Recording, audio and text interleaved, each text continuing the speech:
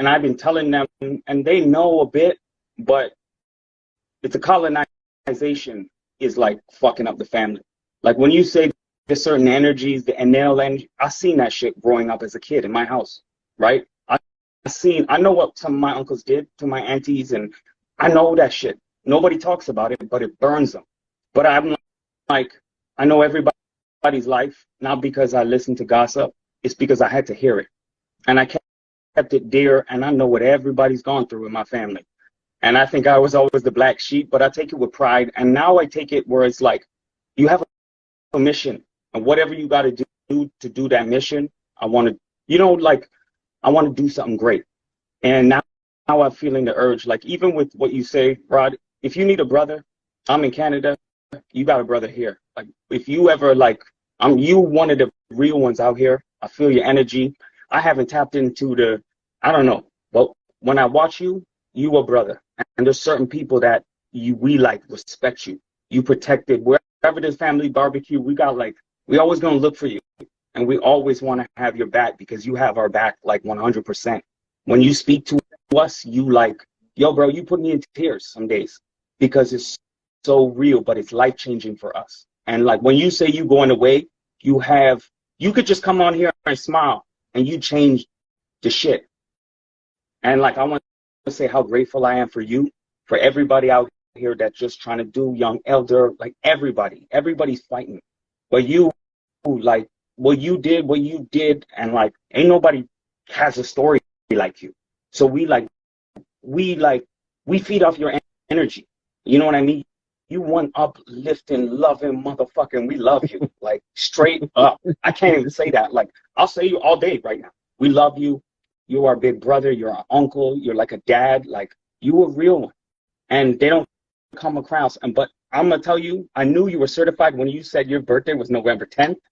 I was like, I'm not gonna be conceited. Scorpios, we different. I feel every sign. We are we just different. I'm not bragging. You asked, I forgot the other Rod's name. He even said when you born on the 10, it's something different. Especially when you Scorpio and you born on the 10, the stars are aligned in a different way. And I'm not saying it's this, but you understand. I understand that's a gift. So it's precious. Yeah. Well, 1110 is initiated 10 toes down by orders of Big Mama. Mm-hmm. You know, so I mean, I gotta be who I am in order for us to get free. Yep. You know, so yeah.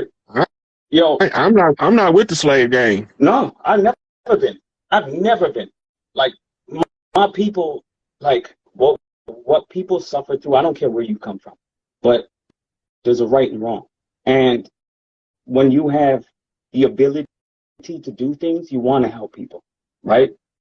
I'm always down for my people. So, you know, it don't matter who it is, but there's a right, there's a wrong. And just knowing, to me, was like, we always got the story that we came from Africa. That's the story we get, right? Even in their schools. But when you dig deeper, you're like, no. And I love Africa. Don't get me wrong. I love this world. But I live in Canada, and there's something that talks to me.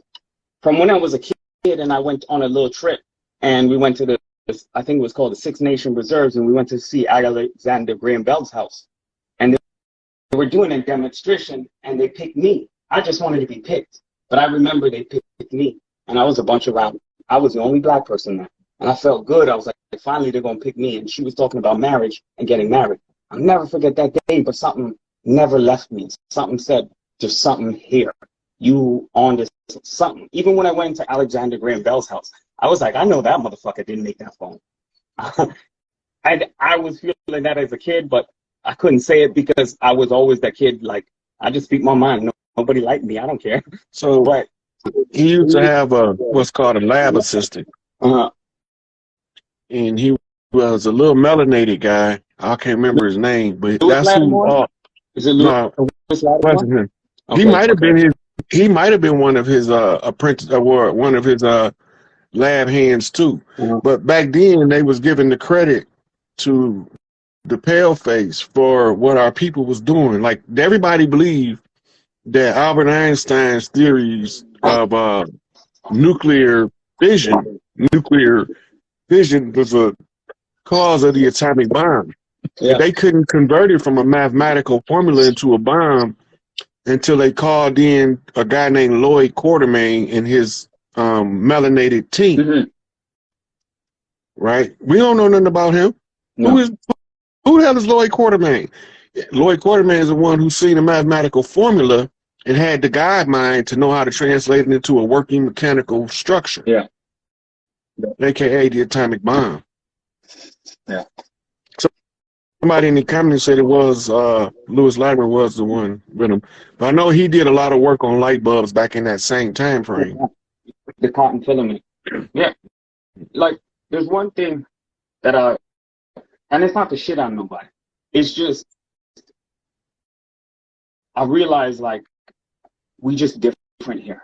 There's a certain vibe. There's a certain way we talk. There's a certain way we move. It's like, the first thing I saw when I saw you, you look like my sister's ex. His name is David Haley. And his father's from Memphis, but he looks like his father. And he, like, when I looked at him, I was like, Dave, you got to check this guy, Rod Hayes, out, man. He might be your family or something. But it's the mannerisms. It was the way, even when you, like, you always do this with your lip. And I'm like, David, he does certain things. The way he smokes, that might be your cousin or something. But yo, I haven't seen. Excuse me. Yeah, no worries. Do you need some? Sure.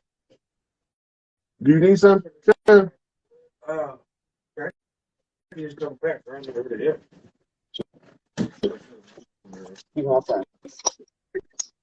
Yeah. You good? Excuse me, I had another brother need something. Hey man, I got more than one question, so oh man, this needs a lot, Rod. Like, yeah, it's good for the people to see too, because it needs a lot, man. Yeah, because the impact is important, right? Like, and it make it known that I'm not just blowing hot air. I'm really talking about something. Yo, I went to school. I researched my stuff outside of what you researched. I research my shit even when you talking. I'm still doing my research, but I'm like, he know what he's talking about. But I'm not gonna lie.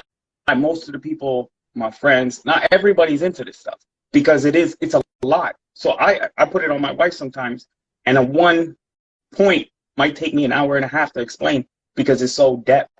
So it is probably taking months to explain who them dirty Moors are, or what happened, or who Jewish people are, or what this word means, or what Hebrew, and unlearning some of the things that we learned in our own. Well, just for the record, yep. Arabic and Islam don't got nothing to do with us. Nope. Greek and Christianity don't got nothing to do with us. Nope, that was never made for us. And Hebrew and Judaism don't got nothing to do with us. We was here before they brought all that garbage over here and dumped it on our land.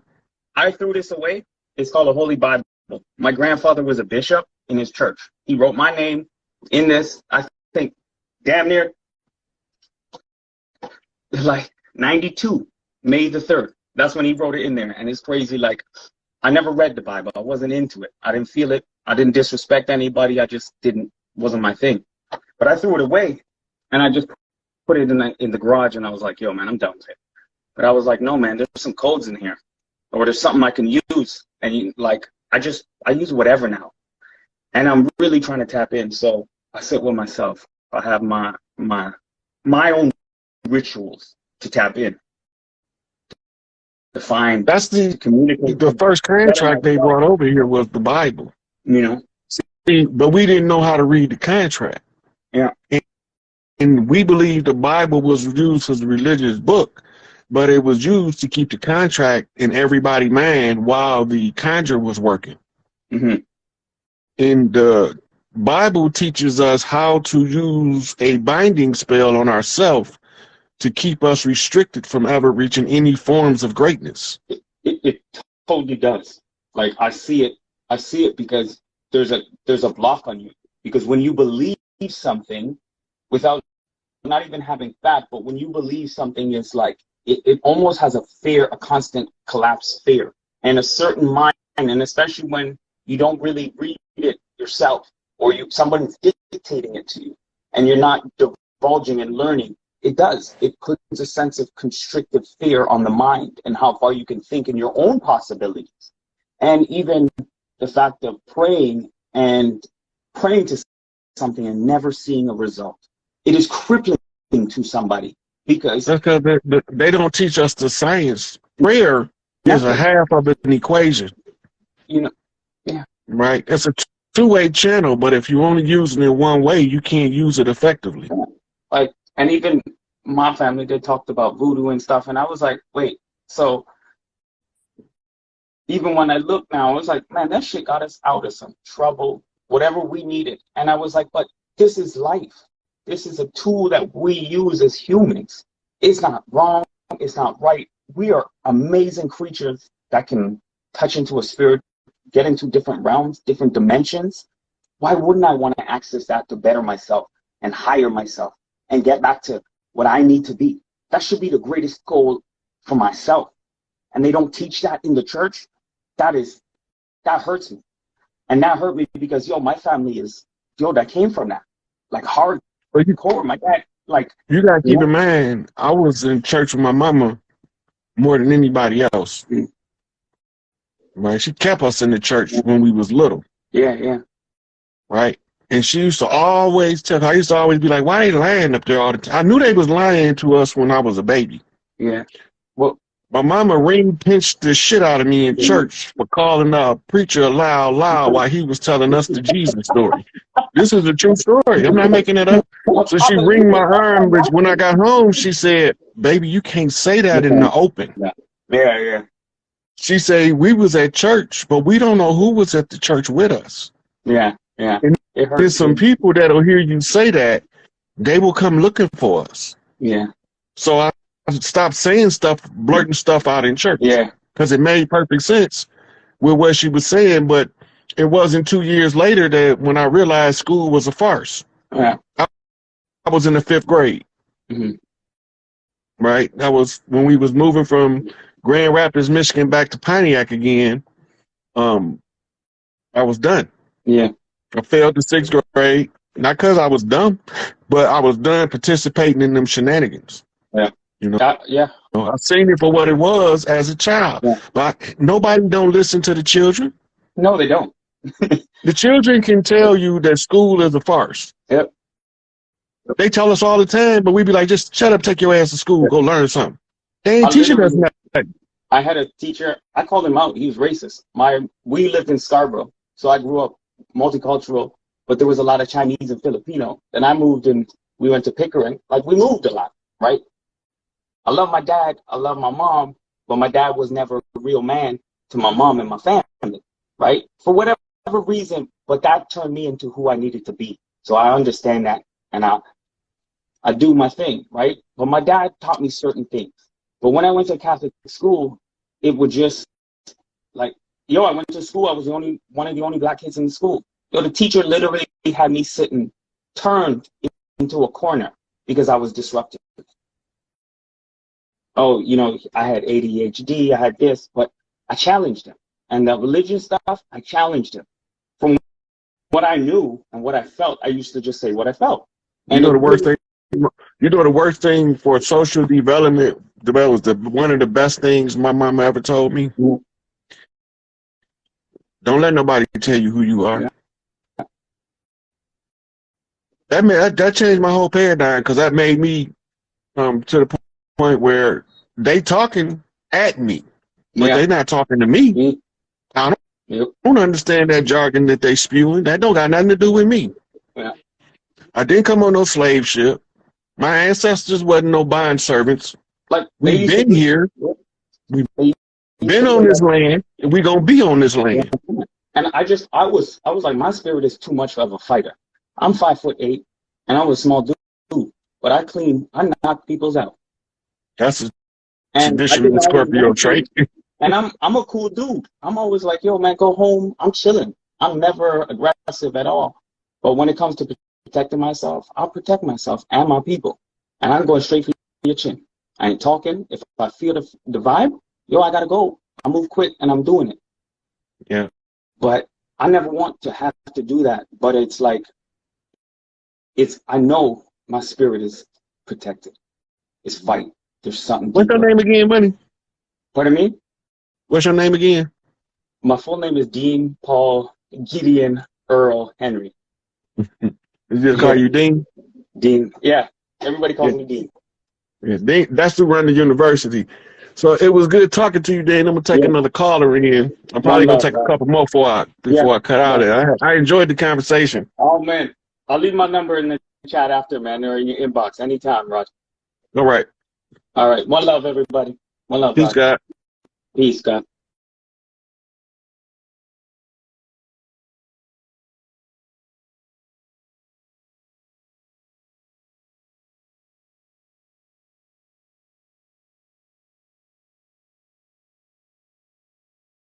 Family member that you in the same city with, and you ain't even never had an opportunity to spend no time with. Now you talking about what's that term? Singularity, convergence. That's real time convergence into the singularity right there. That's real time convergence. That's that's some heavy shit. Uh, hey, LOL Adams. Um, so the sisterhood is important. The art, it's gonna look so different than regular school, but it's gonna look so much like a tribal village in a modern era setting. Mm-hmm. Yeah, I like to see y'all meet in person. This is making me all motherfucking mushy and shit. I don't even get mushy. Yeah, yeah. Y'all keep me posted on y'all interaction, Mizell, King Eddie. I'd like to see how that turned out. Y'all got to run across some family members on a video. Yeah, just pull that. That's gangster. This is what it's all about. You gotta remember, in the history of America, we wasn't allowed to form coherent, competent, structured families. All of our families had to be fragmented, broken, or dysfunctional in order to be left alone. Now, in the same book, where it talk about the crucifixion is about us, the ones they call the black folks, the niggas. And you go in there, you realize that after the crucifixion, after they crucified us, they said they divided up the royal garments. Now, we all know they call the family, the fabric of the family. What is a fabric? It's cloth, right? Now watch what they do to it. They took the fabric, divided it up, and sold it from the auction block. What they do to the ones they said were slaves in colonial America, the POWs were sold. They told you they were sold from plantation to plantation, which is not true. They were sold from warden of POW camp to warden of POW camp. There was 13 prison colonies established in America. Australia was established as a penal colony, a prisoners' colony. In America, the prisoners were dying off, and the natives felt death in the air from the mass death on these colonies, so they had to do something according to divine law. They couldn't allow all them people to just die of starvation and exposure without doing anything to remedy the misery being expressed on their territory, right? So they had what they called treaty meetings. But when they show you in your history books, they show you Native Americans bringing furs and food and stuff to the colonists. And they tell you about Thanksgiving. And we always thought Thanksgiving was about the raping and the pillaging of the native. let me tell y'all the real thing about Thanksgiving. Thanksgiving was this. Under the Continental Congress consisted of what they call the several states. The several states at the time were the 12 colonies. And the 12 colonies came together to form one. That's number 13. So now you see how your 12 tribes of Israel, and Israel itself being the 13th tribe. So this is how you get your 13 colonies. It was 12 colonies at first. They tell us it was 13, but it was really 12 because one of the colonies encompassed all of the colonies. But really what it was, if you want to know how it really was set up,